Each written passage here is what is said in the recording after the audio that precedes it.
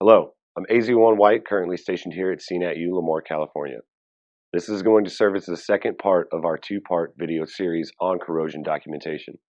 In our first part, we discussed how to accurately document corrosion found on aircraft during scheduled and unscheduled maintenance. In this video, we will focus more on where that data goes and how it is used to better aid the fleet. This data is captured and sent upline to engineers daily from the NALCOMIS database to identify trends in our aircraft. The review process of this data will help identify where the efforts need to be focused or identify a review of the current procedures and processes.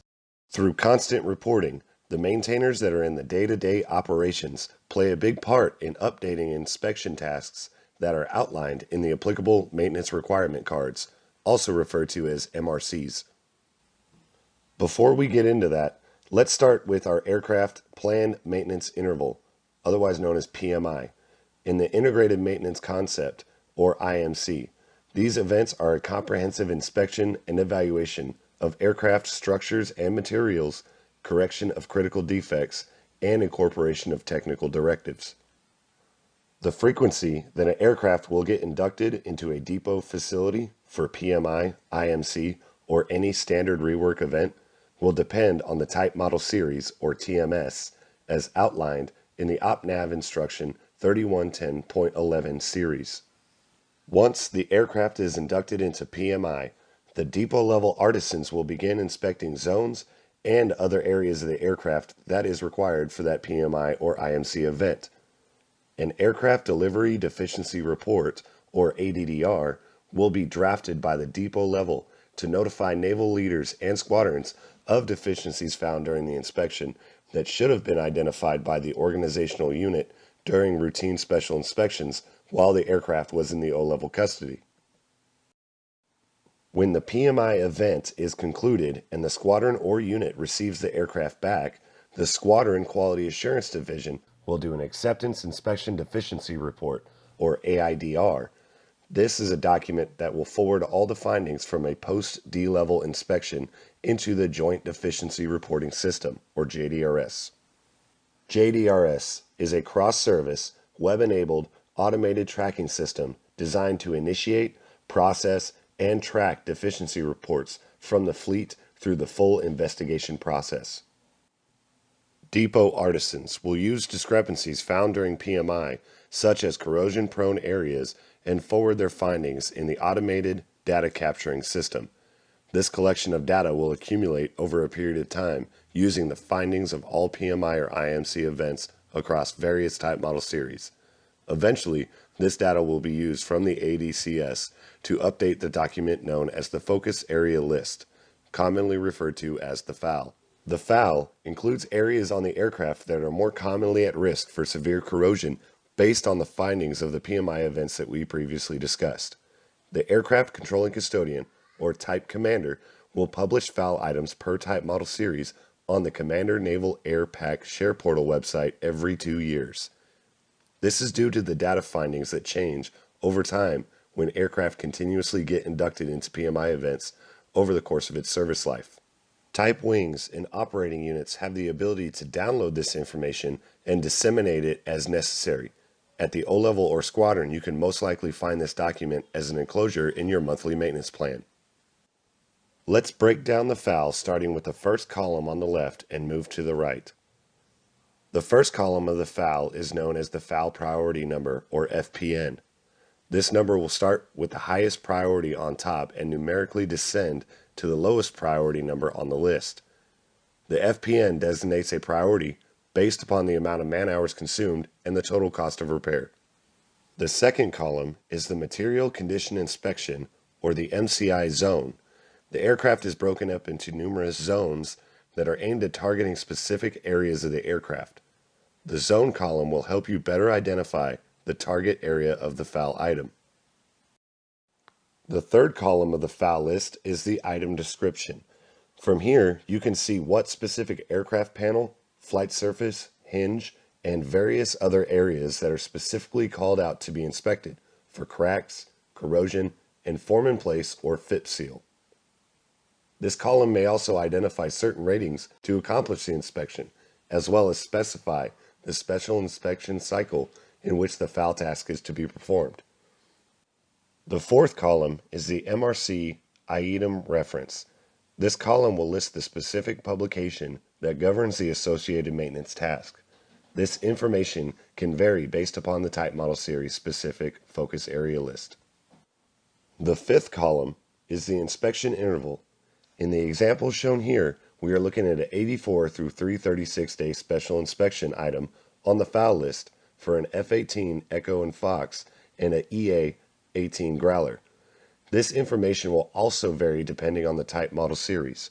Always ensure you are utilizing the correct and current focus area list. Areas annotated as NA or not applicable do not render an excuse to not inspect an element that is listed in the FAL. It is simply stating that there is no correlating special inspection that addresses this item. Maintenance managers and upper leadership will inspect these specific FAL items at their own reasonable discretion as it pertains to frequency. Always look for local guidance on these items in local MRCs established at the squadron, type wing, or tri-wing level. The sixth column is arguably the most vital column on the FAL. This portion will identify the work unit code, or WUC, that is correlated with the FAL item. As discussed in our first video of this series, the WUC will identify the specific system or subsystem within NALCOMIS that targets exactly where that problem area is within the database. This information is vital to engineers for the purpose of data collection. When the correct WUC is utilized, then trends can be monitored on these FAL items to justify addition, adjustment, or deletion of the FAL items on the list. The last column on the FAL will show the frequency. This is the rate in which the FAL items are being discovered during PMI events, and it's based on a percentage. The higher the percentage or rate does not drive the priority number discussed in the first column. An item on the FAL can have a low frequency, but a high cost of repair and man hours to fix. Operating units will periodically have an outside look from their type wings to evaluate the day-to-day operations as it pertains to the combat effort against corrosion. This inspection is called the Material Condition Inspection, or MCI.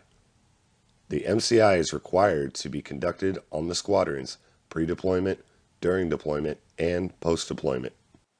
Please note that the periods between MCIs may differ for forward deployed naval forces, or FDNF squadrons, due to the frequency of their deployment schedules and operational commitment. The purpose of the MCI is to mitigate the effects and the cost of corrosion by evaluating the material condition of the equipment, training maintenance personnel, and reporting the findings from such inspections. It will also help in evaluating cost, man hours, and resources to help the decision-making process of reliability-centered maintenance, or RCM.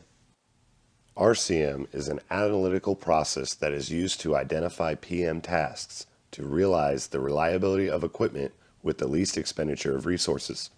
The definition of reliability-centered maintenance can be found in Appendix A of the ComNav Air Force Instruction 4790.2 series. For a further breakdown of the purpose and scope of RCM and other maintenance concepts, please refer to Chapter 3 of the 4790.2 series. Let's cover the overall RCM feedback loop and understand how all of this data improves the fleet. The fleet users will document the maintenance on aircraft and report it upline through the NALCOMIS database. Once that data from UMA is compiled, analysts and engineers will review the documented maintenance data to help identify trends that determine the impacts on readiness of the aircraft in the fleet.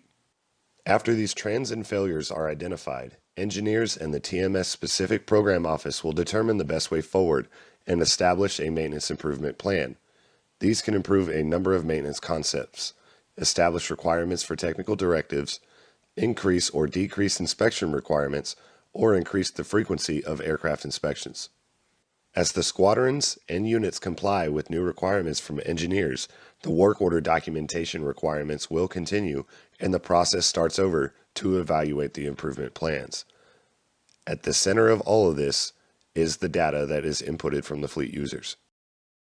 So far in this video, we have discussed the following items as it relates to corrosion: the NALCOMIS upline of work order data, periodic maintenance inspections and integrated maintenance concepts, depot level's responsibilities to submit the paperwork in the ADCS, O-level QA's responsibility to submit an AIDR and JDRS post-PMI, the purpose of the TMS-specific FAL and how to read it, and the type wing responsibility to the corrosion mitigation efforts and MCI.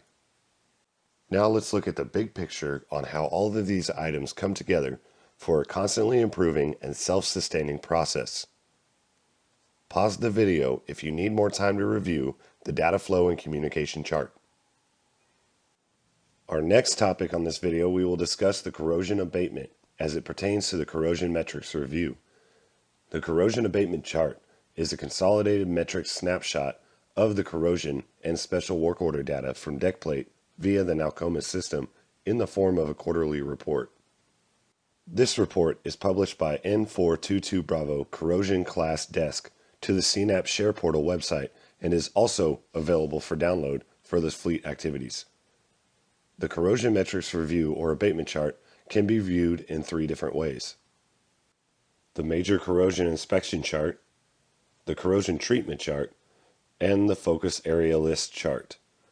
These three charts together will provide a vital tool for squadrons to evaluate how they conduct their maintenance and perform an honest self-assessment. We'll start by reviewing the major corrosion inspection chart. This chart will break down your look phase man hours spent doing each special inspection compared to the fixed phase discrepancies and the man hours it took to fix them. Each special inspection has an MRC standard, which is the man hours required to complete that special inspection. This chart will also show if the squadron is falling below, meeting, or exceeding that standard. The red line will depict the MRC standard for that special. In this example, an 84-day special inspection on a F-18 should take roughly 39 to 40 hours to complete as outlined in the applicable instructions. The green line will show the type model series average of all the squadrons operating the same aircraft and reporting similar data. As we see in this example, it's taking roughly between 90 to 100 hours to complete a special inspection that should be done in less than half the time. The blue columns represent how many man hours were spent on the special inspection, also referred to as the look phase. This helps identify specific trends for the individual's organization broken down by each aircraft bureau. In this slide, most of the aircraft are exceeding both the MRC standard and the fleet average. This information tells us that more time is being spent on the special inspection than what is required. The green column that sits on top of the blue column in this slide represents the corrosion work orders that were cut against these special inspections. This is also known as Z-coded or fixed phase work orders. Looking at everything we've discussed on this chart, we can make the analytical conclusion that the first aircraft on this chart had an 84-day special inspection that should have took 39 to 40 hours of maintenance to complete. Instead, it took 115 to complete it before any fixed phase maintenance was discovered and documented. There was also an extra 10 hours that was spent on fixed phase work orders, bringing the total man hours and maintenance turnaround time to 125 hours. This is over 3 times what the inspection requirement calls for. If these inspections take too long, our overall mission capability could be impaired if these trends continue. The ultimate goal is to get our inspection requirements to the MRC standard and get our aircraft back to a ready and capable status, drive down cost, and improve maintenance turnaround time. Now let's take a look at the corrosion treatment chart. This chart will be broken down by org, month, and bureau over a period of 90 days. The purpose of this corrosion treatment chart is to give type commanders, type wings, and individual squadrons an idea of how efficient they are at performing their look phase inspections, as well as initiating any fixed phase work orders.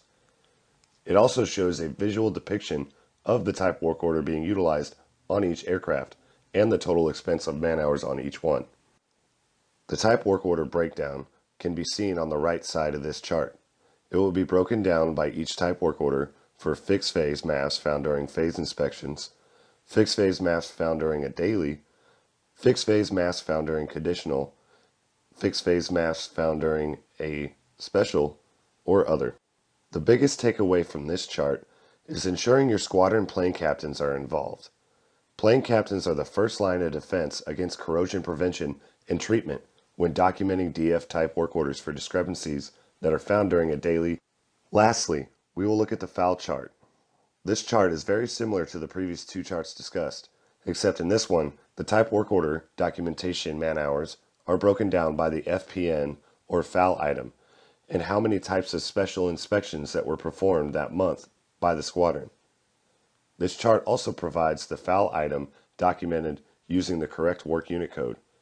The only items that will be captured in this report are the WUCs that are identified in the FOUL that we discussed at the beginning of this video. Be sure you are using accurate documentation when writing these work orders to capture this data. All of these tools need to be utilized to help train the fleet and develop good practices for how to promptly and effectively identify, treat, and mitigate corrosion.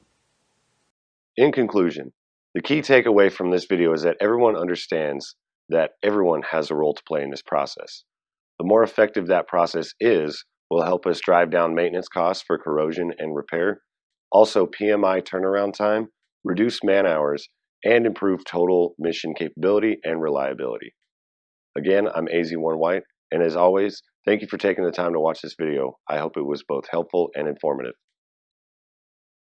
Thanks for watching this video, and don't forget to fill out the survey down below in the comments section and subscribe to our YouTube channel, and also feel free to leave comments there.